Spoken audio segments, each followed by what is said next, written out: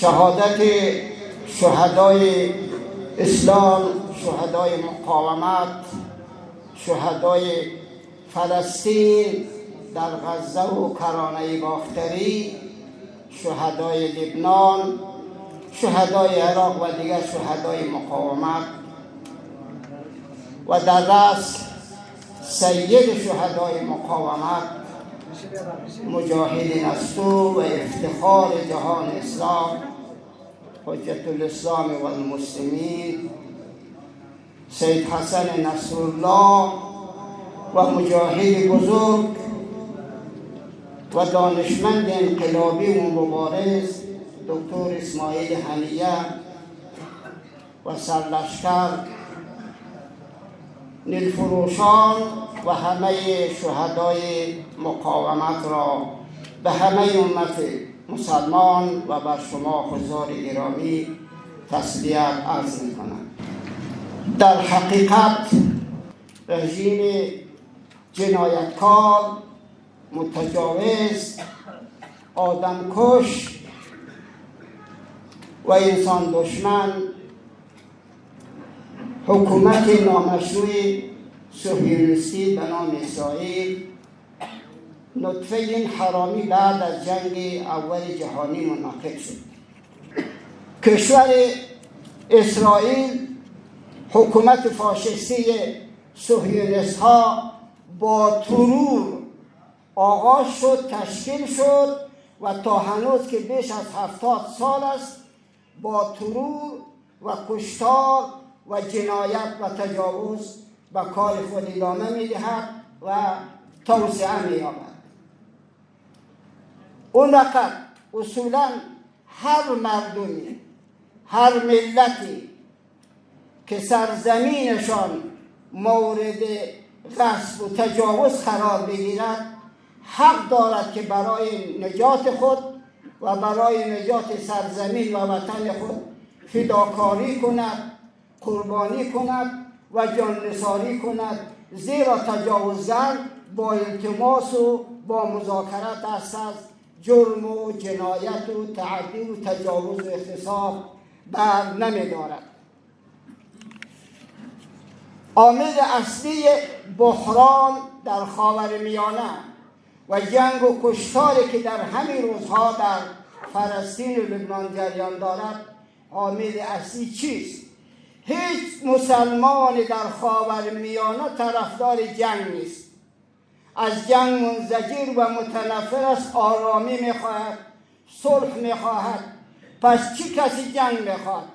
اسرائیل و حمایتگر اصلیان آمریکا و انگلیس و بعضی دیگر از کشورهای استعمارگر غربی. این هاست که ادامه اشغال سرزمین فلسطین را تایید میکنند. ادامه اشغال سرزمین های فلسطینی توسط اسرائیل و با حمایت آمریکا و کشورهای غربی علت اصلی ناآرامی و بحران و کشتار و جنگ و دربدری همین یک عامل است، یعنی ادامه اغتصاب و تصرف سرزمین های فلسطینی. سازمان ملل، جامعه جهانی فیصله کردند که اسرائیل سرزمین های اشغالی فلسطینی ها را باید رها کند و برگردد به جای اصلی خود پشت مرزهای 1967. اما اسرائیل با برخورداری از حمایت آمریکا و انگلیس و بعض کشورهای دیگر تمام فیصله ها و اصول و قواعد و موازین بین المللی را یکی پشت دیگر زیر پا کردند. سوال این است که اسرائیل چقدر قدرت دارد که فیصله شورای امنیت را هیچ فیصله‌اش را قبول نمی کند، هیچ فیصله سازمان ملل را نمی پذیرد و هر جنایتی که دلش بخواد انجام میدهد. اسرائیل در سرزمین اسرائیل فعلا بیش از 5-6 میلیون یهود نیست. چرا این گونه تجاوز و به غصب و اشغال سرزمین های فلسطینی ادامه میدهد؟ کسی که مسئول این جرم و جنایت است مسئولیت آمریکا همه میداند و این آمریکاست که با مسلمان ها می جنگد و این آمریکاست که خون مسلمان ها را می ریزد و این آمریکاست که قاتل شهدای فلسطین است. بعد در مدت کمتر از 1 سال که 3 روز یا 4 روز 3 روز مانده است ظاهراً به اینکه جنگ و حمله های اسرائیل بالای غزه به 1 سالگی برسد، می‌دانید و خوب می‌دانید که در این مدت تقریباً 1 سال بیش از 40 میلیون انسان مسلمان فلسطینی، مرد و زن و کودک شهید شدند، در خاک و خون غلتیدند و در آتش سوختند. در حدود 10,000 نفر تا هنوزم اجسادشان زیر آوارها و ویرانه هاست که بیرون نشده است.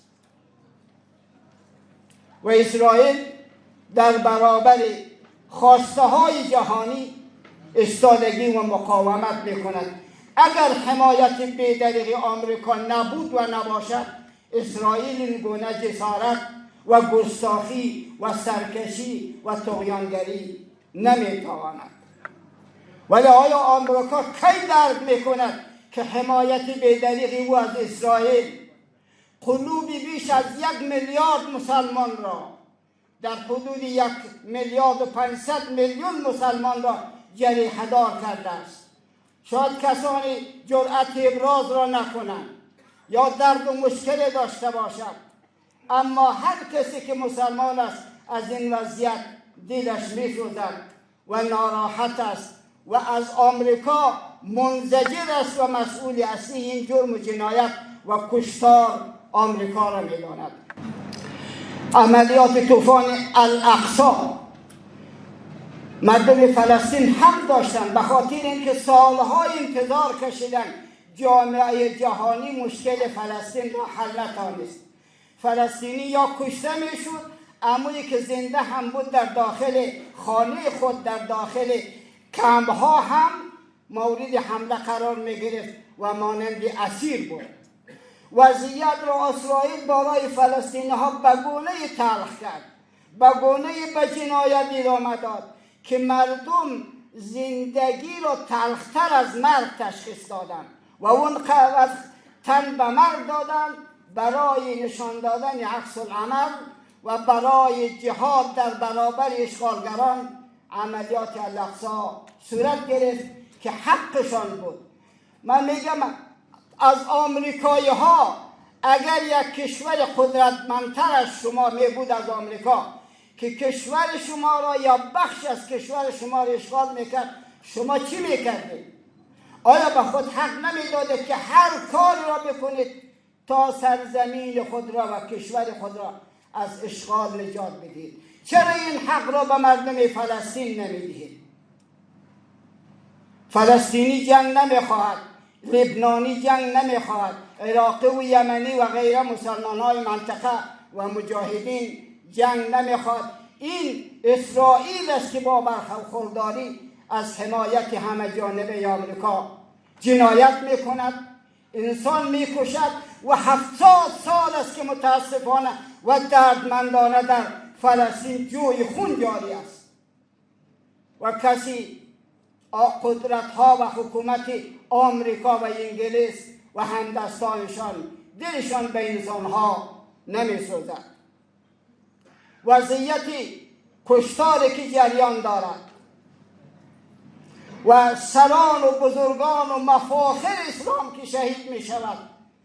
سید حسن نصرالله کم انسانی نبود، به تنهایی خود یک لشکر بود، یک ملت بود. شهید هنیه 40,000 یعنی در این مدت نزدیک به 1 سال 40,000 مسلمان فلسطینی مرد زن و کودک در اثر آتشباره های اسرائیل شهید شده. 10,000 نفر تا هنوز از این شهدا زیر آوار است و بیش از 90,000 نفر هم زخمی شده.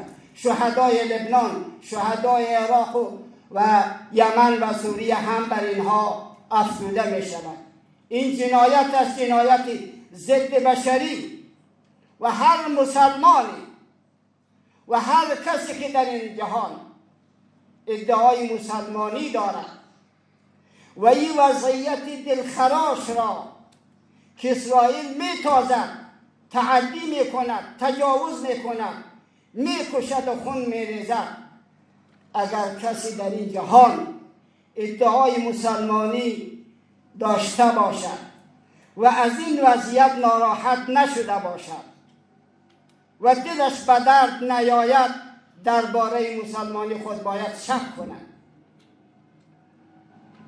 حکومت ها اگر در برابر اسرائیل قرار نمیگیرند، چون پشت سر اسرائیل آمریکا و انگلیس و غیره را میبینند، اگر خودشان مستقیم در برابر اسرائیل قرار نمیگیرند، برای کسانی که حاضرند از ملل مسلمانان جهان آماده فداکاری برای ایجاد قدس هستند و حاضر هستند که در راه آزادی قدس فداکاری و جان نثاری کنند، مانع کار اونها نشود.